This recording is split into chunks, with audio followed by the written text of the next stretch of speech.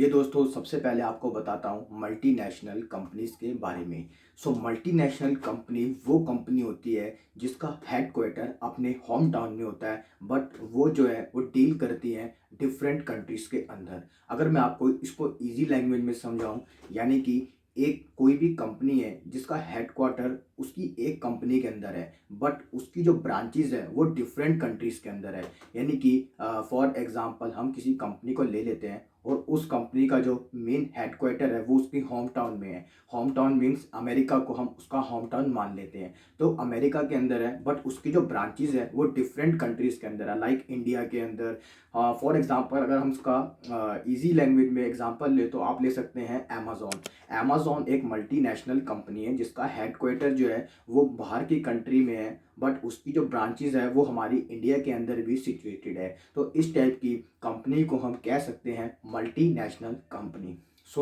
ये तो हो गई मल्टीनेशनल कंपनी की बात। तो अब आपको बताता हूँ कि ट्रांसनेशनल कंपनीज क्या होती हैं। दोस्तों, ट्रांसनेशनल कंपनीज जो होती है वो भी सिमिलर मल्टीनेशनल कंपनीज की तरह ही होती है। यानी कि इसका भी जो हेडक्वार्टर होता है वो एक कंपनी में होता है और इनकी जो ब्रांचेज होती है वो डिफरेंट डिफरेंट कंट्रीज में सिचुएटेड होती है। तो बट इनके अंदर जो मेन डिफरेंस है वो मैं आपको आज बताऊंगा। इनके अंदर मेन डिफरेंस ये होता है, मैं आपको एक एग्जांपल के थ्रू समझाऊंगा। फॉर एग्जांपल मैकडोनल्ड्स जो है वो इंडिया के अंदर सिचुएटेड है, बट उसमें ये क्या है, उसकी जो अंदर कल्चर फॉलो किया जाता है वो इंडिया का कल्चर ही फॉलो किया जाता है। जैसे कि मैकडोनल्ड्स जो है वो एक फॉरेन कंपनी है वहाँ, बट मैकडोनल्ड्स के अंदर सारी इंडिया की फ्रेंचाइजी ही फॉलो की जाती है।